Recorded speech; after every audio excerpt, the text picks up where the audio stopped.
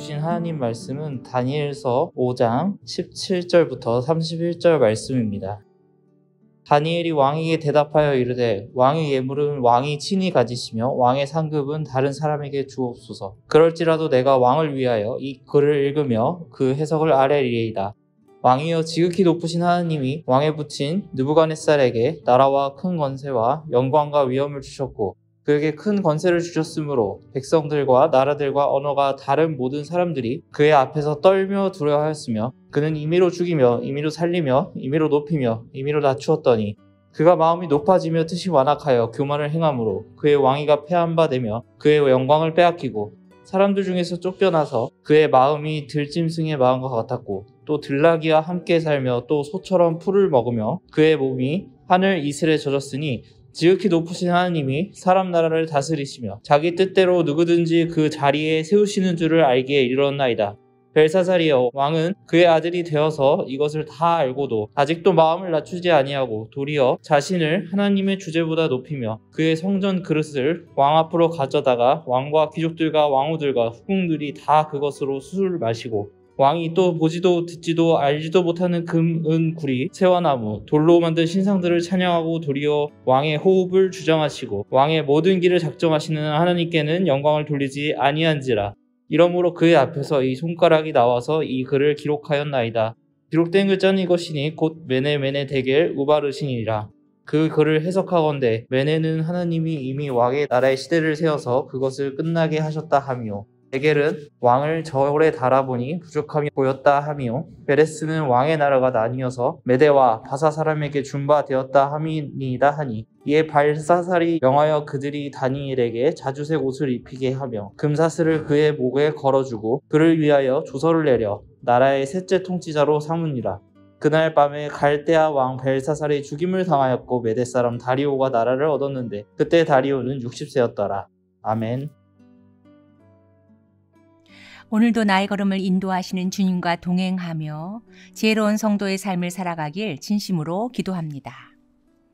알면서도 행하지 않는 것과 믿는다고 하면서도 행하지 않는 것의 차이는 무엇일까요? 페르시아의 침략으로 나라가 위태한 지경에 놓였음에도 불구하고 바벨론 왕 벨사살은 그야말로 흥청망청 질펀함과 오만함의 극치를 이루며 바벨론 신들이 물리쳤다 여긴 이스라엘의 신 여호와의 거룩한 물건들을 사용하며 하나님을 모독합니다. 마치 이번에도 자국의 신들이 페르시아를 물리쳐 죽일 염원하듯 금은 돌, 나무 등으로 만든 우상들을 찬양하며 거대한 잔치를 엽니다. 그런데 이 잔치가 절정에 달았을 때 갑자기 사람의 손가락들이 나타나 왕궁벽에 글자를 쓰기 시작하자 이 기절초풍할 일 앞에 삽시간에 잔치의 흥은 사라지고 벨사살 왕은 그야말로 초죽음이 됩니다. 그래서 느부갓네살 왕이 그랬듯이 이번에도 왕은 바벨론의 모든 현자들을 불러들이지만 그들은 오리무중 무용지물입니다. 바로 이때 이 일의 해결사로 새파란 청년의 때에 포로로 끌려와 이제 80이 넘은 노장 다니엘이 등장합니다. 그리고 하나님을 섬기는 다니엘이 하나님을 경멸하고 모독한 왕 벨사살의 이름을 부르며 말합니다. 22절 벨사살이여 왕은 그의 아들이 되어서 이것을 다 알고도 아직도 마음을 낮추지 아니하고 여기서 벨사살이 다 알고 있다는 이것은 무엇일까요?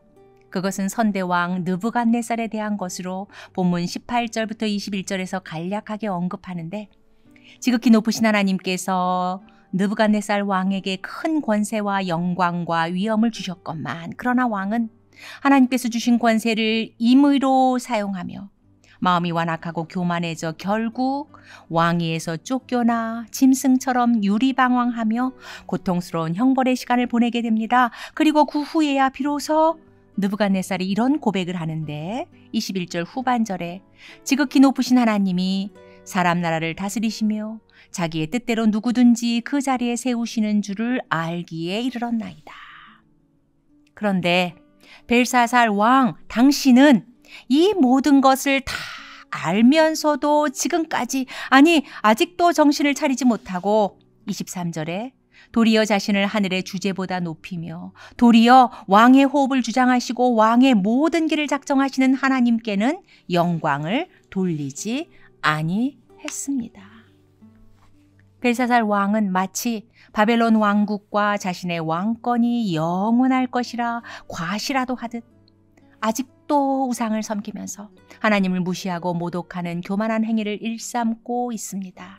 하나님은 마지막까지 기회를 주시면서 깨닫고 돌이키길 기다리고 또 기다리셨건만 벨사살 왕은 아직도 돌이키지 않고 있음을 다니엘은 신랄하게 지적합니다. 그 결과는 무엇입니까? 25절에 메네 데겔 우바르신, 이것은 아람어 단어들로 메네는 세워지다라는 뜻으로 하나님이 이미 왕의 나라의 시대를 세워서 그것을 끝나게 하셨다는 의미요. 데겔은 저울에 달리다라는 뜻으로 왕을 저울에 달아보니 부족함이 보였다는 것이요. 바르시는 나누다라는 뜻으로 왕의 나라가 나뉘어서 메대와 바사 사람에게 준 바 되었다는 하나님의 심판 선포입니다. 이미 벽에 새겨진 이 글자는 결코 바꿀 수도 없고 결코 지울 수도 없기에 내일도 아니고 모레도 아닌 바로 그날 밤에 벨사살 왕은 죽게 되고 대제국 바벨론도 멸망합니다. 로마서 1장에는 죄된 본성을 가진 인간에 대해 이렇게 언급합니다. 하나님은 창세로부터 그의 보이지 아니하는 것들, 곧 그의 영원하신 능력과 신성을 그가 만드신 만물에 분명히 나타내 보임으로 우리 인간으로 하여금 하나님을 알게 하셨습니다. 그래서 인간은 하나님을 알지만 그러나 인간은 어찌 행했습니까? 하나님을 영화롭게도 아니하며 감사치도 아니하고 오히려 그 생각이 허망하여지며 미련한 마음이 어두워졌나니 스스로 지혜 있다 하나 어리석게 되어 썩어지지 아니하는 하나님의 영광을 썩어질 사람과 새와 짐승과 기어다니는 동물 모양의 우상으로 바꾸고 피조물을 조물주보다 더 경배하고 섬겼습니다. 그래서 그 결과가 무엇입니까? 하나님의 진노가 불의한 행동으로 진리를 가로막는 사람의 온갖 불경건함과 불의함을 겨냥하여 하늘로부터 나타났다고 말씀합니다.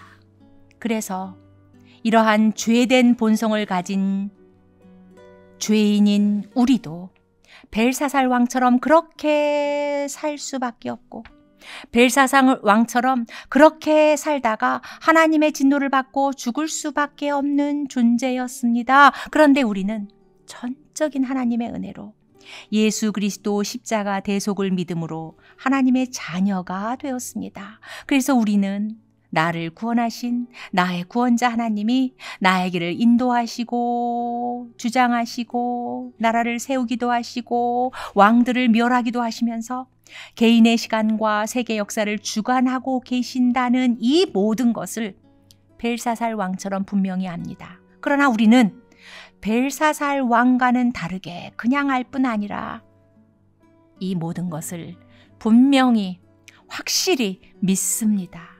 그런데 믿는다고 하면서도 믿음대로의 삶을 살아가지 않는다면 이것은 맹목적인 믿음일 뿐 또 다른 우상 숭배이기에 하나님을 더 모독하는 더욱더 큰 죄악입니다.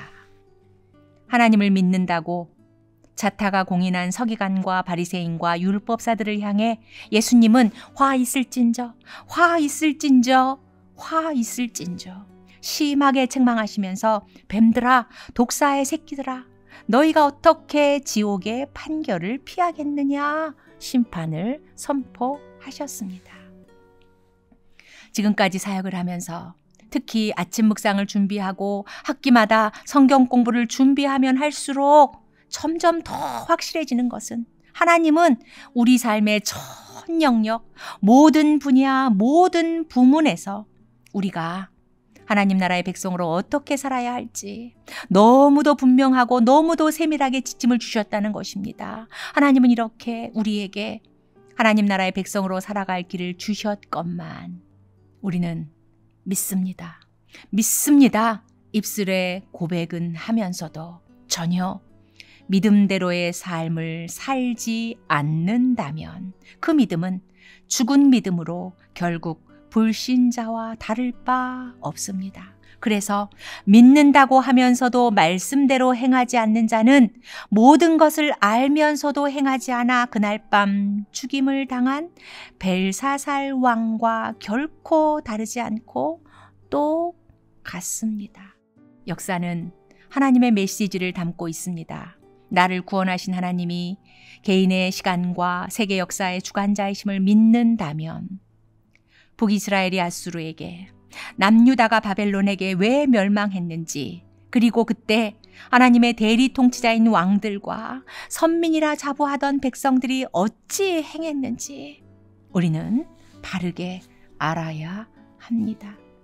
천하를 호령하던 대제국 아수르와 바벨론 등이 또한 어떻게 멸망했는지, 역사의 주관자이신 하나님이 지금까지 과거의 모든 역사를 어떻게 주관해 오셨는지 우리는 정확하게 알아야 합니다. 그래야 더 이상 죄악된 길의 답습이 아니라 미래에 대한 소망을 품고 현재를 올바르고 지혜롭게 살아갈 수 있을 것입니다.